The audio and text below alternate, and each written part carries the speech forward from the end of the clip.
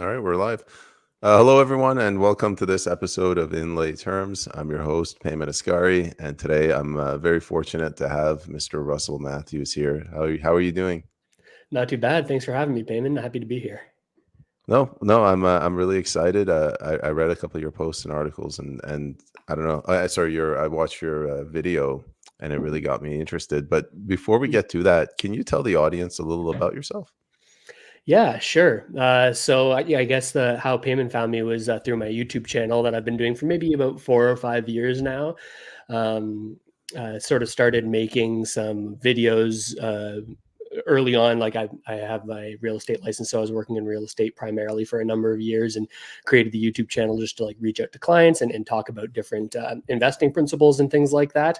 But then as the pandemic hit, I started making content about the different various government programs that were out there, helping people understand what they were eligible for. And then that got me more interested in sort of following what was going on with the government, what they were doing. And that's largely what my content has been over the past number of years, is sort of financial and economic policy about the government. So I think that's generally how you found me, and I think it maybe was an immigration focused video that you stumbled upon that got you familiar with me. Is that right? Yeah, it is, and I wasn't aware at the time that you started out as sort of a real estate finance guy with your videos. Just a Mm-hmm. friend shared yours with me. I've been really interested with this immigration policy because I myself am an immigrant, and I find it's difficult, if not impossible, to talk to immigrants about the potential downsides of mass immigration or open borders immigration. Right. So that's where I come from. But I thought maybe we could jump into what you found in with respect to this sort of, I think you called it a scamming of the immigration system. Yeah. I think if I remember correctly, the video that we're referring to was largely talking about a lot of LMIA fraud, which is labor market impact assessment fraud. Essentially, this program, this legitimate government program that happens in Canada, that's supposed to help fill roles for companies when there's no Canadians or no people who are already here, helps them to find people to work, right? If there's no other people to work those jobs. But after digging into it, and with the help of a few people, on an immigration consultant and an anonymous Reddit thread that sort of revealed more about what was going on here, found out that, okay, there's actually a lot of businesses that are abusing this system, paired up with immigration consultants who will actually sell these positions, these jobs, to people who are willing to pay for them. People will pay to get a job offer in Canada to sort of bump them higher up the list of through the permanent residency program. So that kind of like made my head turn a little bit. Is like, is that exactly how we want things to be working? And is it people who are willing to game the system and willing to pay the big bucks? Are those the people that we want to be joining the country? Because I'm of the opinion that immigration is important. Measured immigration is important for Canada, especially we've got declining birth rates, but the gaming of the system, I think, is a real issue. So yeah, that's what I found. We can get into a bunch of different areas there, I'm sure. But yeah, that was made me think, okay, what's going on here, and maybe who has interests in this system staying the way that it is. I'm going to ask a really basic question, and you can take time in answering it. But to you, what is the purpose of immigration? Yeah, well, I think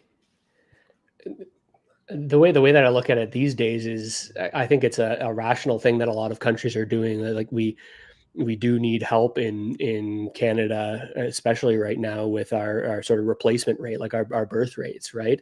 This is generally what people point to, saying like, okay, well, I think it's 1.3 children per couple is around where we're sitting in Canada. And if you sort of follow that rate with no new Canadians coming in, well, then we'd have a declining population, and it's pretty hard to show economic growth and GDP growth if you have a declining population. So I think a lot of people are thinking in their heads, okay, well, we need to bring more people into Canada at all costs to pump up these economic numbers, without perhaps thinking, okay, well, what are the impacts of that, and how does that actually impact the people that are here, the people on the ground floor, rather than like this artificial high level 3,000 foot view of the economy, right? So that's kind of the view that I have, is like, okay, there's important reasons why many people think we need to have these really high rates. But there's a whole ton of issues there as well when you get into like, how can our communities actually absorb the levels that we're going for, and is it worth it to go after these economic numbers stimulated by population growth if it doesn't actually serve the people that economy is made up of, right?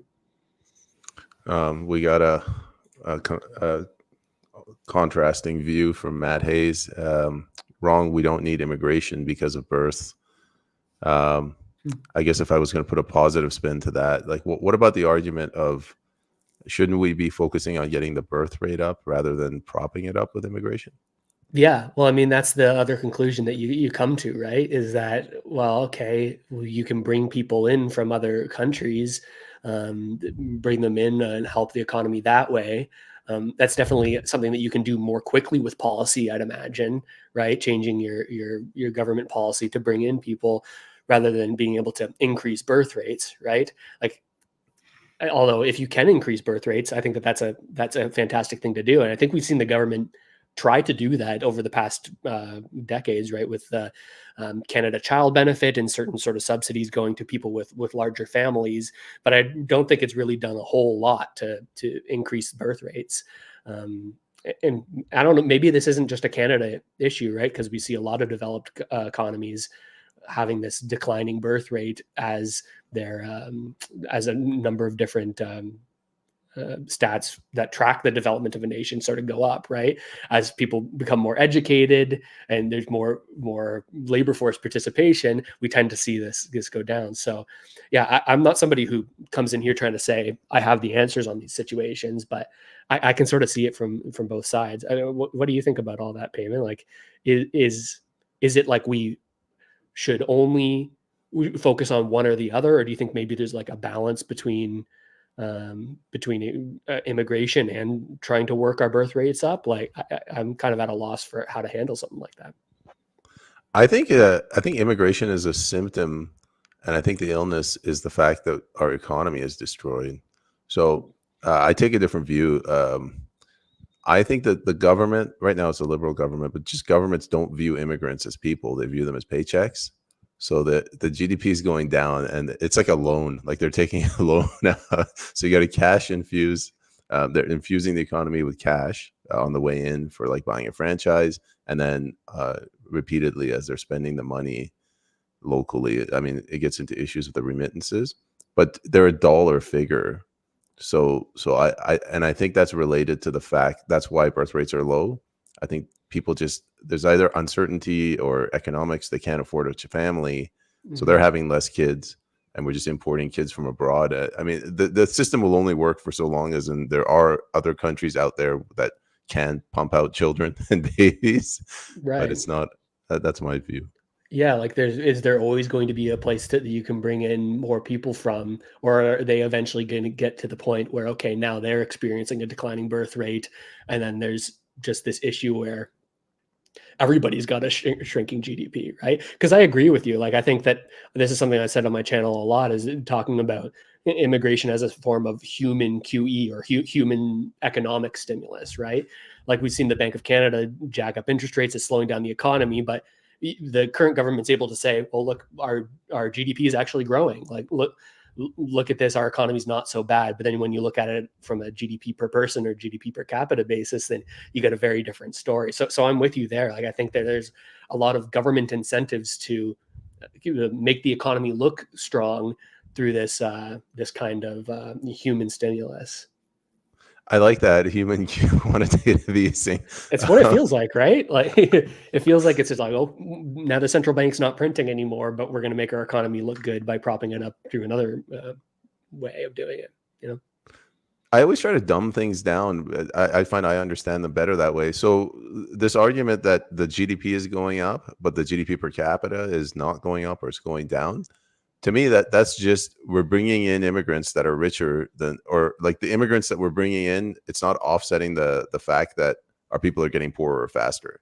So like the local Canadians are getting poor, and we're just bringing in immigrants that are slightly more affluent until they enter into the ranks of the Yeah. Canadians, I guess. Or even not more affluent, right? Affluent, right? Like just like bringing in more people, they have to spend at a base rate, even if there's not a lot of funds there, right? There's going to be more local spending as a result of someone being there, and maybe it also helps the central bank's goal of keeping inflation down to a certain extent, because it could also keep wages down, right? Which decreases input costs for businesses. So there's like a whole web of incentives and um, a whole system here where different people stand to benefit at different times, and I find it fascinating, at least. I want to go back to the whole scam thing that you Sure. kind of uncovered. Who's the victim? So you have immigrants that want to come in the country and they're willing to give money, and they Mhm. give the money to companies. The companies take a cut, and then they use a portion of that to hire that immigrant. So the immigrant gets what they want, the company gets what they want, and I guess the money stays in Canada. So who's the victim here? Yeah. Well, I think that the victim in this situation is people who could be filling those jobs that are already in Canada, that aren't having the opportunity to, right? We talked about this as a labor market impact assessment job. Part of that is that you have to get this assessment done, saying, there's no way that I could hire somebody else. Like there's nobody who could fill this job. But part of the scam that I talked about in that specific video that I put out was the fact that, okay, there isn't a lot of oversight over these processes. There's not a lot of oversight showing that you actually were not able to hire somebody from within the community, and it is incentivized for businesses to sort of maybe be a little bit fraudulent in how they're saying, well, the job was posted for a month on these 3 job boards that nobody looks at. I wasn't able to find anyone. Or even if somebody from the community applied, here's a loose reason on why I wasn't able to hire them. And they do this because they want to work through an immigration consultant who can get them a cut of what a potential new Canadian or temporary foreign worker would be willing to pay to get that job, so that they can, one, stay in Canada working for longer, and two, bump themselves up the permanent residency application process. So I think that Canadians sort of suffer, right? Existing Canadians suffer here because they can't get the job any longer, and as well, it could keep down wages, right? Because if you're getting this sort of cheaper labor through this scam, well, then you're also not incentivized to raise your wages that you're offering to workers, because, well, we have people to fill these jobs. Why would I raise the pay, as you would otherwise have to do if you were trying to attract workers? You know. I was kind of thinking, working this through. It's basically like a franchise, right? Like in a franchise, if you want to get Canadian citizenship, you buy a franchise and you just kind of run it. Is this sort of the same thing? It's just in a different manner?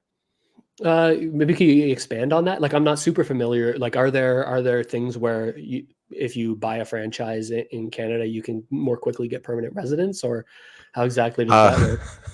that's just the. I guess that's my bias or my racism coming out. I just, when you see all these franchises that are staffed by foreigners and they're owned by a foreigner, I think in the U.S. you can do this. Like if you want to get a green card, you can go in there, you can buy like a Dunkin' Donuts, Huh? and you can staff it, and you just got to manage it yourself, and you can. It's a path to citizenship. I just Right. assumed it was the same thing here. Yeah, yeah. I'm not certain about that. Like in getting a path to citizenship by owning a business, but I would certainly imagine that that people who are connected to immigration consultants may be more privy to these kinds of scams and the opportunity that is there to sell positions to people who are trying to get a work permit or bump themselves up the permanent residency. Right. So you might see more of this happening in sort of insular communities of people who are all aware of this opportunity as a business owner, right? And yeah, so maybe that's why you see sort of a concentration in certain franchises of this. But at the same time, like I don't think that all of this LMIA activity is all fraudulent, right?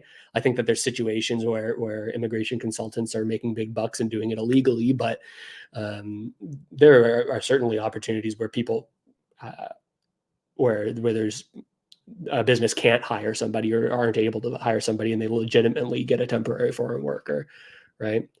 But Yeah. I think that this is maybe that gets at what you're talking about with the franchises a little bit. No. Yeah, it does. Thank you. I want to go back to another thing. Sure. Like if I was going to make a libertarian argument, that we should have a free market and corporations and companies should be able to hire whoever they want. Is it that's my dog in the background. Is it the role of the government to keep wages high, I guess, is my question. Let me repeat the question to you. So you're saying if there's a free market, is it the role of the government to keep wages high? Yeah, because the argument is that if you're scamming the system and these immigrants are coming in, they're depressing wages for local Canadians. Mm-hmm. Is it the role of government to ensure steady income or steady wage rate? Yeah, that's a tricky. Like I should certainly think through regulation of business that there shouldn't be any sort of fraudulent way to bring in lower wage workers to fill roles that typical Canadians would fill. So I definitely think it's in the or maybe not in the interest, but the government's responsibility to take a look at this LMIA fraud that's going on and say, okay, well, how is this actually impacting our most vulnerable Canadians? Who often work these lower wage jobs, right? People who are most heavily impacted by inflation and rising costs also are most heavily impacted by wages not keeping pace with that inflation, right? With that rising cost of living. So I think that there's definitely a cause for government intervention here.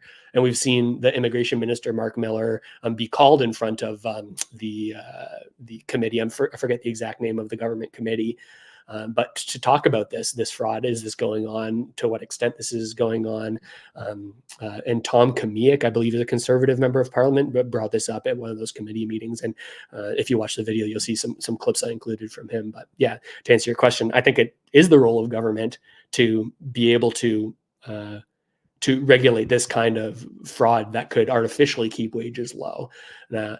At the same time, I believe that markets and market wages should be or are an important sort of signal that we get in the economy, right, for how valuable is work that is done and what should people be paid, right? But when you have this illegal intervention in that system, well, then can you really trust those signals?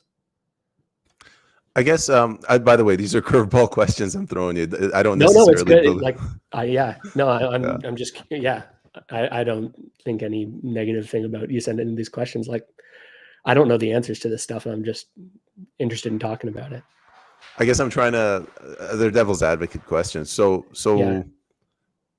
if we switched it over so that it's not, I guess my question is this: if instead we just passed a law and we said, you know what, if immigrants want to pay for their own salary, if we just codified what they're already doing, would you agree with that, or would you say no, that's a bad idea because it's depressing wages?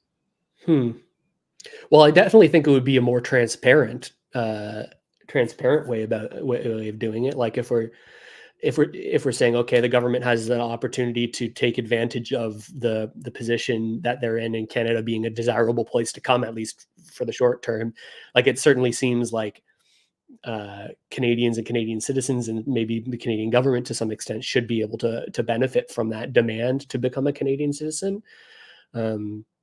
So I think it's definitely better than the system as it is today, where it's this sort of covert system that's happening under the table. Yeah. I mean, I don't think it would be a good thing, though, to say, okay, you can come in and you can pay for a position if it means that a Canadian is put out of work as a result of it. Yeah, I guess my question was whether it's wrong because it's illegal or whether it's wrong because it's not in the interest of Canada. And it seems you said it's more the latter. Yeah. Well, I think it's wrong to take opportunities and take resources away from Canadians that are here, um, to serve the interests of people who aren't here yet, right? Like we've got to be able to absorb and properly care for the people that are in our communities. And I think that immigration, whether it's through the routes that we have right now or through some other route that is made legal, like I think you've got to make sure that you can absorb whatever amount of new Canadians you're bringing in, both healthcare system and jobs and in all aspects, right? And I think that we're seeing people get frustrated in Canada because we're just not able to absorb that for housing as well. It's like we can't keep pace with this onslaught of people being brought into the country. Um, it's a tricky situation. And I think we're seeing around the world issues with that when you see what's going on in the UK right now, and it's getting wild. So I wanted to talk about that at the end, but we can go there right now. What do you think? What's your view on what's going on in the UK? I don't know a lot about it. Like I've been sort of following it, just seeing things pop up on Twitter.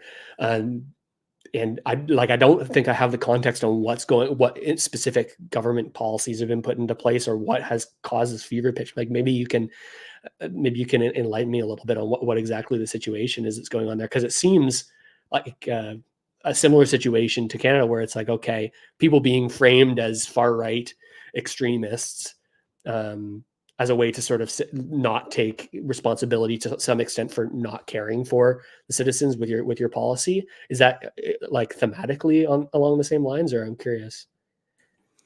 I'm going to share my opinion, and I think it's happening in Canada. I think these policies are coming out of the cities. So you got the urban centers, and they're passing these policies for essentially multiculturalism. It's impacting the poor people in the countrysides, the rural areas, the towns.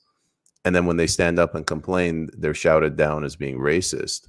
So I think what's built up is this powder keg, and it doesn't help that the media is now just calling them all racist, and they're leaning on censorship laws to deal with it. Right. And so like, how are the people on the countryside, the more rural people, being impacted by the multicultural laws that are being passed in the city centers?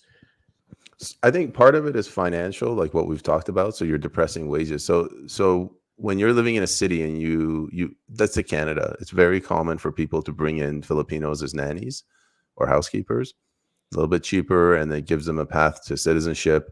And everybody pats themselves on the back, like everyone sort of wins.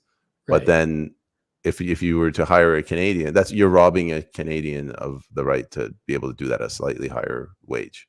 So that's the financial aspect. And I think there's a realistic aspect. Like I'm going to hit on two races here. I just flew to Ottawa. I went through the airport. Every single one of the security staff, except for one, was East Indian, and one of the guys was Asian. You go in the terminal, every franchise was owned either by East Indians or Filipinos. On the way to the airport, I was talking to my buddy, Iranian guy. He went to, we've been here for 30 years. He's been away in Iran for 2 years. He comes back. He says like the population of the Iranians in West Vancouver has like quadrupled in 2 years. Right. So maybe it's irrational, but when things change that fast, I saw this happen in the 90s when a lot of us Iranians came in. It's just people don't like change too quickly. I think those are the two answers I would give. Right. Yeah. Like people get frustrated when they sort of see the communities around them changing too rapidly. I think, yeah, it kind of gets into what I was talking about with absorption, right? Like, can you socially absorb a number of people? Can you absorb an amount of people for housing, for healthcare, all these kinds of demands? So, yeah, I could see that. Like, do you think that something's going to happen like that in Canada, where maybe people are getting frustrated with seeing the higher rates of immigration in Canada, given the cost of living and housing? Like, maybe we see something where people something ignites, or I don't know.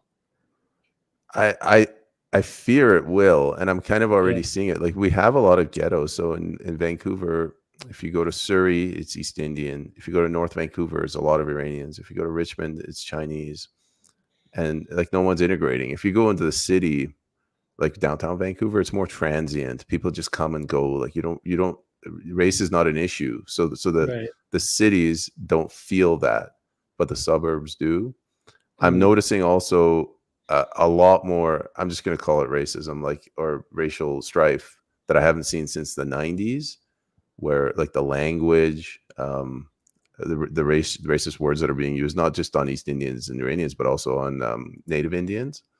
So I haven't seen this in Canada since the early 90s. Yeah. And like, maybe people feel more more willing to sort of voice those concerns because their needs aren't being met, right?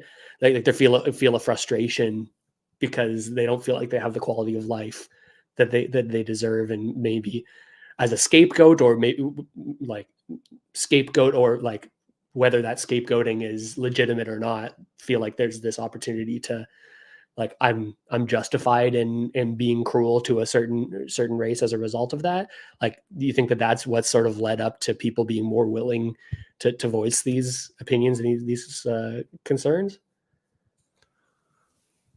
I mean, it could be. Some of it is like we're not necessarily always intelligent. Like we sometimes get emotional, Sure. but I think it's also because when things change rapidly, the people on the ground, specifically like the poor people, blue collar, they look around and they blame the symptoms, not the illness. Mhm. So they're more likely to blame. Let's take the pooping incident. Like when an Sure. East Indian poops on the street, I don't know what motivates people to do that, but they blame East Indians and they blame that culture. They don't blame, the minister of immigration.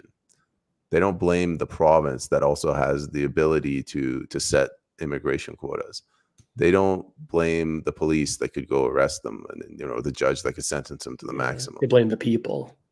Yeah, and I think that's what's happening. And I don't know. What are your thoughts on that? Yeah, no, I see it as the same thing, right? And I talk in this video as well about just how, like, it's also um largely Indians that are being scammed as they come to the country in these LMIA jobs, right? They sort of get caught into this system where the only way into the country is if they pay these high wage, or pay these high prices to get the jobs, and then are also having to sort of pay their own wage under the table as it goes. Like, that's not ideal. And also, it's the immigrants who come here through legitimate means and no fraud, who are impacted by this, right? If you don't have the money to pay your way to the front of the line. So it's like that, the same sort of thing on, like, there's victims everywhere here, and people point the finger across the aisle at, you're the problem as a person, instead of sort of looking up a little bit and seeing, okay, well, maybe there's corporate interests here that stand to benefit from this, and maybe there's political interests here that stand to benefit from this. And so you have the blame maybe being thrown at the wrong individuals, right? I find I agree. Yeah, that there can be victims on the other side. So going back with the Filipino example I gave of the housekeeper, I remember there was an incident a decade or so back where somebody in Vancouver got hit with a slavery charge. No way.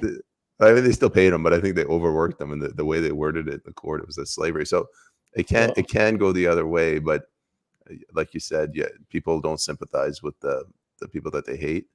mhm. Um, but the one thing I noticed is the corporate argument is very difficult to make. Like, um, how does that? Are we talking about small corporations like a housekeeper or something, or are we talking about like Amazon, Microsoft? They get lower wages. I'd say the larger corporations, right? If you could be hiring a Canadian, um, and and you get this cheaper labor, and then wouldn't they stand to benefit, right? Like, you, Well, yeah, but I mean, I'm trying to understand. Are we talking about like programmers? So you say I can't hire programmers in Canada, so I'm going to bring them in from India, like kind of thing. um, yeah, I guess that could be an aspect of it. What I'm saying is that, like, corporations tend to benefit from high levels of immigration, high population growth, bringing in as many people as you can, right? Because then there's more um, more slack, I guess, in the labor market, more people to work. I guess, in if you're painting in broad strokes, would result in lower wages because you don't ever need to incentivize people to come work for you instead of somebody else, because there's a supply of labor. That would be my understanding of it. No, I get that. It's just like if I talk to ordinary people on the ground and I explain that, they get this like glazed look in their Oh, eyes. absolutely. Yeah. Oh, so you're saying it's hard to make the corporate argument because it's hard to communicate it. maybe. Yeah, like somebody pooping on the street, like that they see that, they feel It's that, they visceral. understand Yeah. that. But if you just say, like a high level argument, like our cultures are different, it doesn't have that same response. Yeah. Yeah, I could see that, right? Like, and maybe that's the cause for like the clashes we're seeing around the world with people, with countries that are dealing with a similar situation, right? Is it's easier to go for a lowest common denominator cause for something that's happening that everybody can understand than maybe getting into the intricacies of your view of what might actually be going on here, where the blame should actually be, right? Yeah, another way somebody explained it to me was every time they bring in an immigrant, for example, a foreigner or temporary foreign worker or student, they need a phone, so they're going to run to like Rogers or Bell. So I guess that's Yeah, an more argument. demand. Yeah, Yeah, I can that's see one that as way. well. Um, the other thing I want to talk to you, Russell, was the university students, so the foreign students. Hmm. It's my understanding that the province doesn't want to fund the school, so they're just like, you know what, if you guys want to bring in foreign students and they want to pay triple the price, go ahead. What are your Right. thoughts? Yeah. Well, yeah, I think that we like I'm from Ontario, so like I seem to remember something where where the provincial government was going to give less funding um, to post-secondary institutions.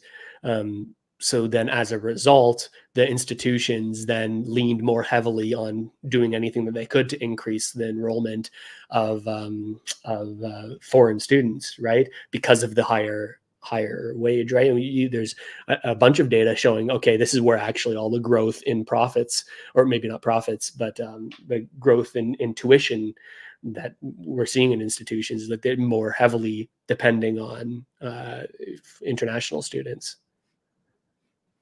Um, yeah, I mean, like Matt Hayes here is saying, we need to train instead of relying on other countries. I've heard that argument too regarding education. Oh, for Uh, sure. but yeah, like I guess another question I wanted to ask you is, have you ever been hit with this charge where you talk about immigration and they say, well, your ancestors were immigrants, so you have no right to talk about that, Russell? Uh, yeah, I mean, I've definitely heard that argument, right? Like, I feel like I get it less like, because of the color of my skin, probably. Like, I get less of a people saying, "Oh, you don't have a right to talk about this," because at some point, because everyone was at one point down in the lineage. But I don't know that I buy that argument very much, right? Because it sort of says like, okay, well then nobody can ever talk about this. Nobody can ever debate the positives and negatives of any kind of immigration policy. You can't talk about it because you were once an immigrant. Like it doesn't logically make sense to me, right? Like there's just like this totally off limits topic that nobody can talk about because at one point that policy would have impacted you, right? Like I'm not saying that immigration is a bad thing or it's a good thing. I think that it should be measured, and that the processes that we have in the country shouldn't be able to be defrauded in the ways that they are, right? That's all I'm saying. So I don't get how talking about immigration policy is like anti-immigrant. Like I don't think that's the case. Have you gotten that before? Like that same sort of, like you're maybe more hardline immigration views, like you're not allowed to have them because at some point in your family lineage there was immigration, or have you Yeah, experienced? I have, but it's a lot easier with me because I'm actually an immigrant. Like I came here in '89, so Yeah. it's a lot easier. But I noticed they levy that against like natural born Canadians a lot. Like, they'll say your parents were settlers. What right do you have to be a, it's hypocritical now. Yeah, I just don't understand the why that is hypocritical to talk about immigration policy if you are an immigrant, or if you were somewhere in your lineage there was an immigration, right? Like I don't get how they wrap that, like do you understand where they're coming from when that something like that's said? To me, it's like the racism charge where they're basically trying to shout you down. It's just Right. another way to silence you, I guess. It's pretty Yeah. effective. I mean, yeah, it's effective, right? I think there's a lot of issues that are hiding behind isms, right? Like racism, sexism, like these are all things that actually happen, but they're also terms that I think are co-opted and are used to sort of say, you can't question this maybe legitimate issue because we're going to put this label on it. Right. I don't think that that helps Canadians in any way. You should be able to talk and have ideas about things without having sort of an off limits area, you know? No, I absolutely agree. Russell, I didn't mean to talk to you about this, but you mentioned that you started out with real estate. Can I ask you a couple of questions about housing? Yeah, absolutely. Well, I guess the big question, like, what do you think is going on with the housing market that it's just so overheated? Yeah, well, I think a lot of things that we're seeing in Canada takes their or is initially caused by the pandemic response, right?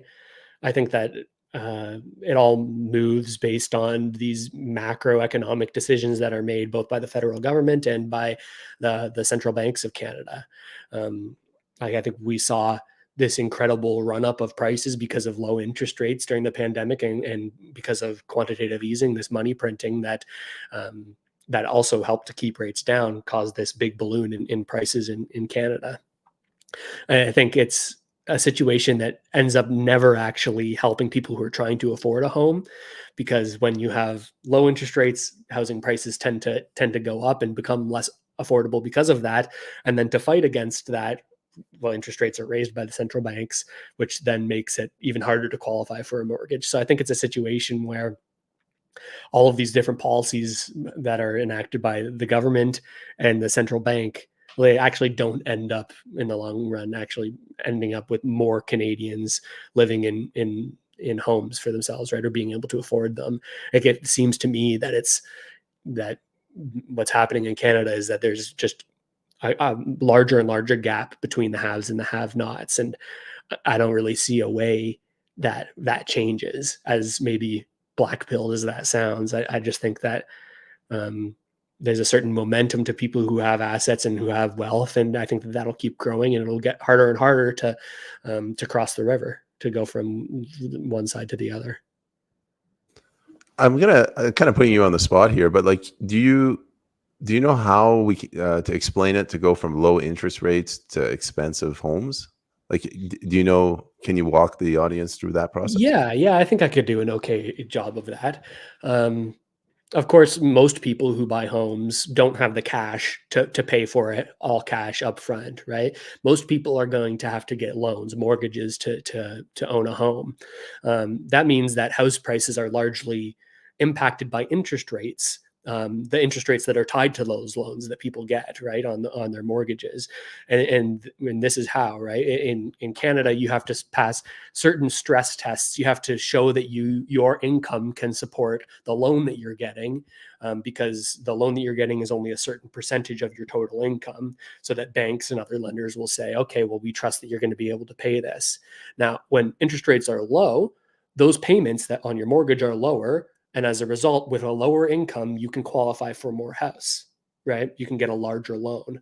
So when interest rates are low, more people are able to qualify for more, meaning that they're able to offer more on these homes, and they're able to spend more on these homes when they're purchasing them.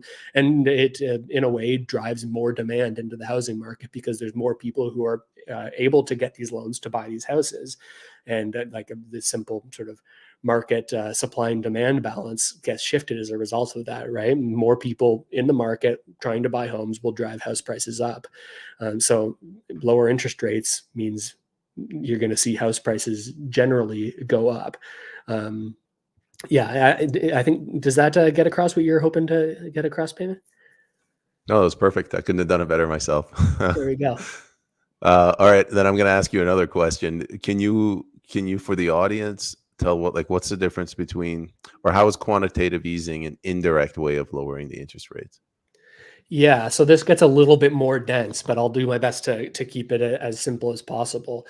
Um, So when we're in a time of disaster, economic shock, right?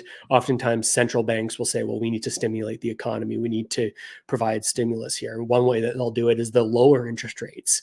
And we saw the Bank of Canada do that alongside the Federal Reserve in the States. They lowered interest rates as much as they possibly could. In fact, they got it so low that they couldn't lower it any further, right? So what do you do then? If interest rates are already at record lows, well, how do we push down mortgage rates even lower? How do we make the economy or stimulate the economy even more?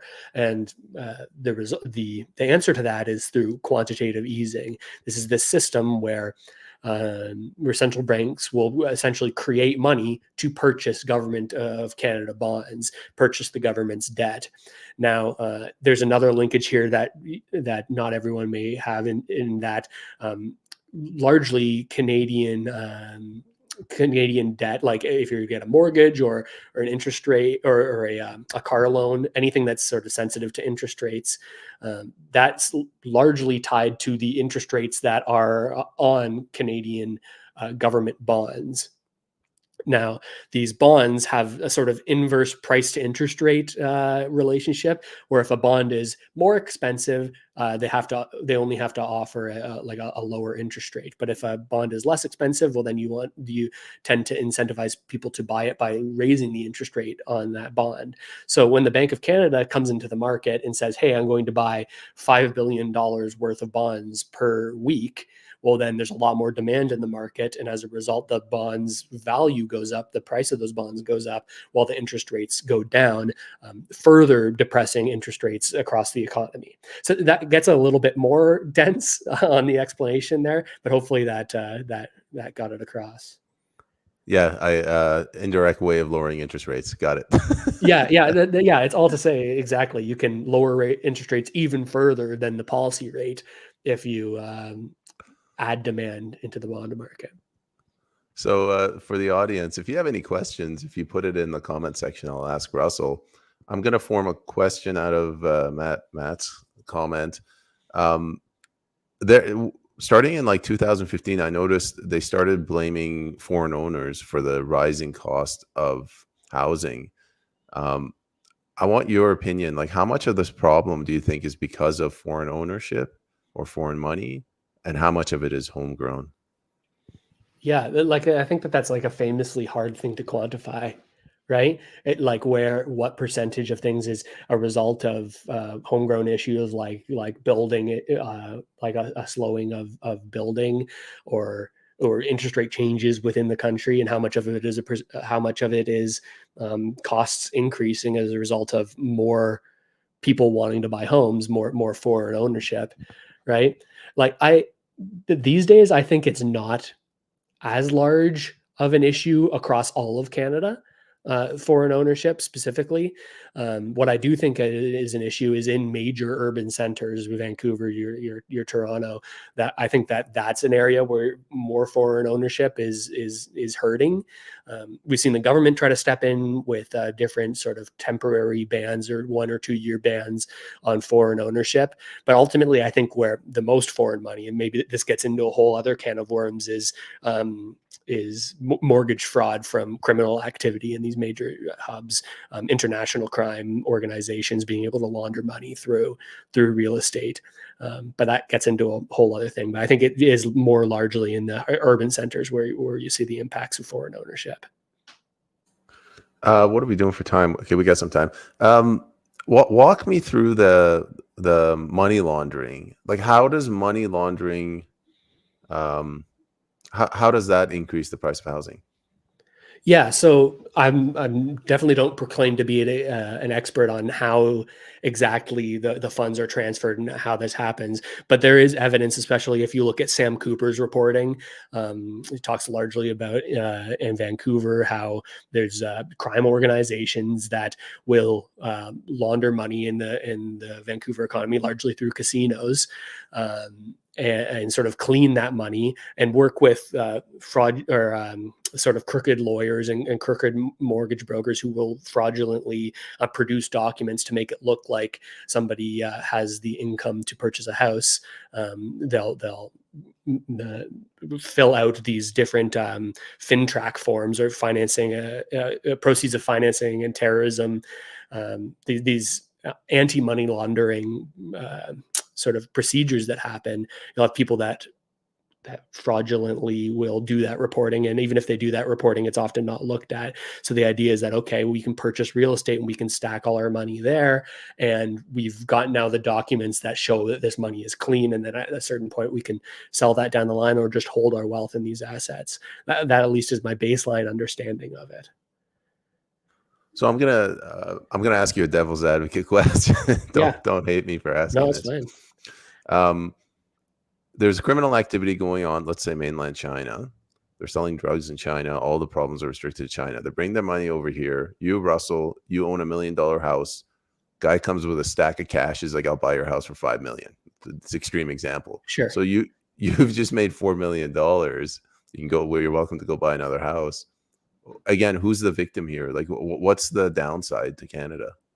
Yeah, well, I think that it's the people that aren't already exposed to these markets, right? I think it's people on the lower income and lower net worth sort of side of things that struggle the most as a result of this. And I think as the result of most government policy and most of these decisions that maybe aren't in the best interests of average Canadians, right? Sure, if real estate prices go up in Canada, if you own real estate, well, then that works out for you in a certain way. But maybe your children or maybe other people who don't have access to or don't have these asset holdings don't get to benefit from the upside.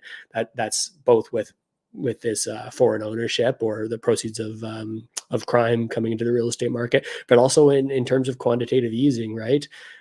We see this largely benefit people who own things more than people who save money or are just living paycheck to paycheck without the ability to own assets, stocks, real estate, maybe to a certain extent for some people, crypto.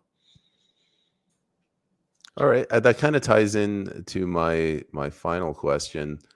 People that own like a second home, sort of like a cabin, how much of this problem is driven by that? Because owning a second cabin is I guess it's an extension of foreign money coming in because they're asset owners when you have other people that aren't asset owners.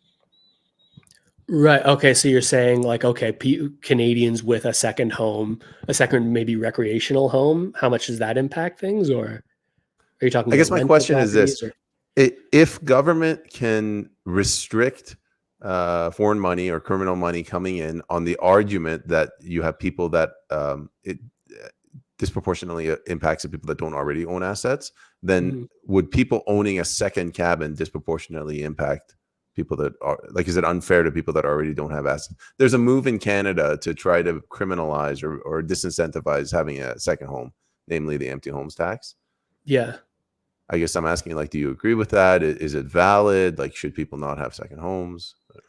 See, like, I understand where people are coming from when they say that. Is like, okay, I don't have a home yet, so I have frustration when somebody else has a cottage, or when they have a second home, maybe even in the same city. I can definitely understand the frustration there.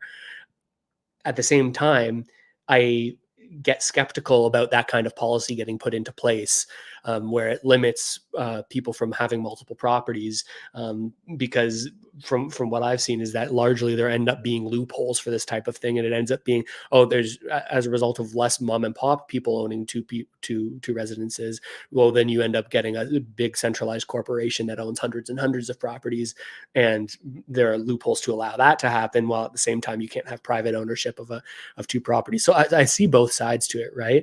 Like, I think that, yeah, I personally don't see much of a problem with somebody having a cottage or a sort of second home. Yeah, because I don't really understand how the government would be able to sort of quash that without really taking away rights of Canadians. You know,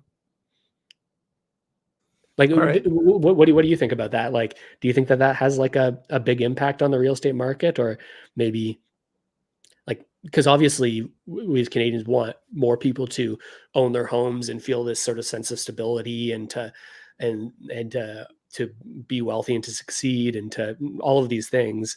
It's like, how far do you go to make that a reality, and what evidence is there that if you go to these places that you'll actually get the result that you're looking for? Yeah, I mean, I'm kind of like you. I don't have a perfect solution. I'm Yeah. looking at this and I find like government gets involved and they cause a problem.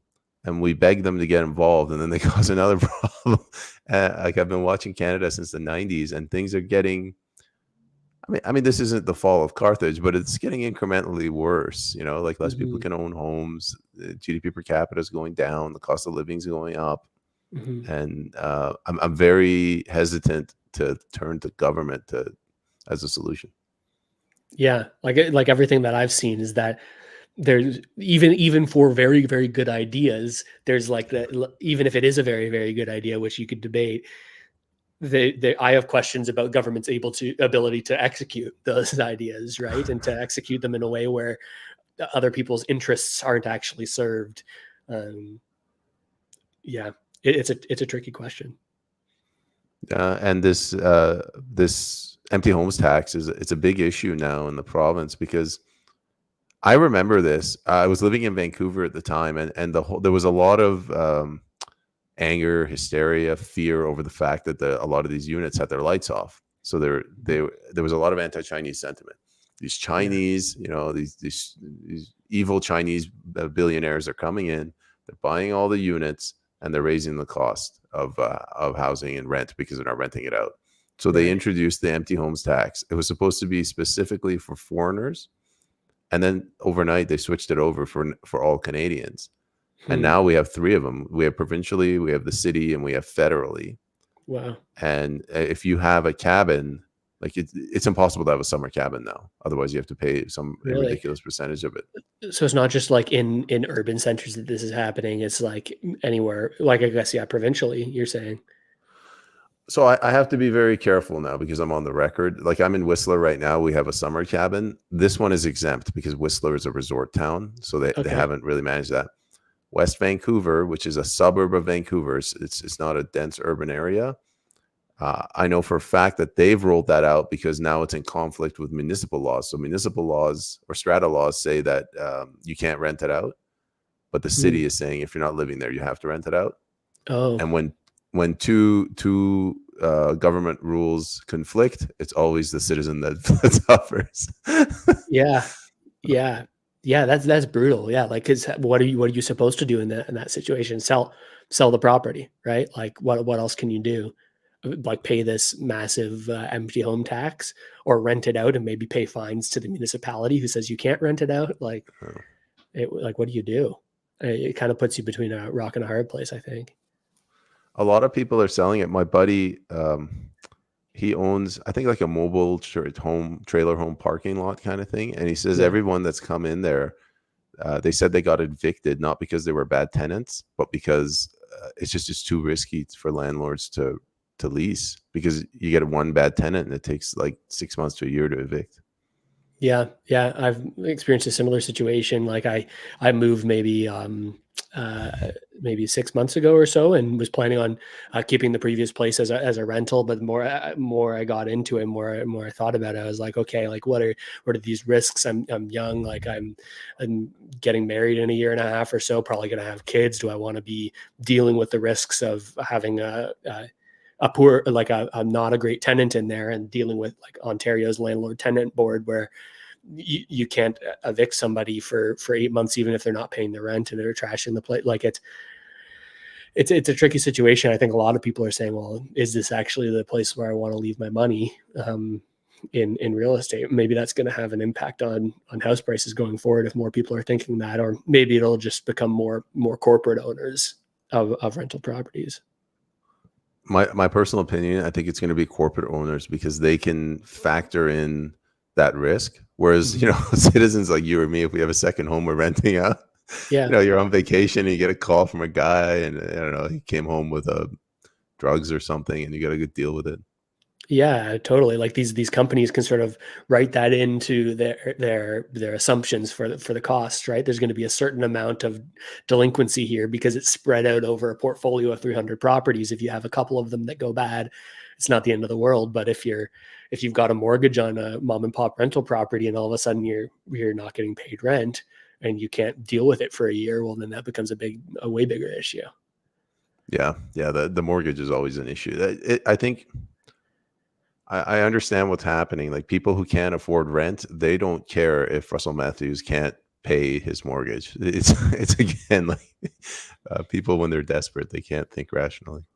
Yeah, well, yeah, and can you blame them to a certain extent, right? Like it's rough out there. Everything costs so much, and rent is so high, and mortgages are so high. It's like it's another situation of the two people pointing the finger at each other when maybe the finger should be pointed at the people who make the rules, rather than, oh, here's a greedy landlord, here's somebody like, I hate these people, or here's tenants, these tenants are scum, and we can't, and they're having these issues where they're not paying rent. It was like, okay, well, maybe there's more root issues here. Maybe we're looking at the symptoms and not the disease, right? No, it's a perfect note to end on. Yeah. Russell, for the audience, anybody who wants to follow you, where do they go? Yeah, the best spot is Russel Matthews on YouTube, just my name, RussellMatthews.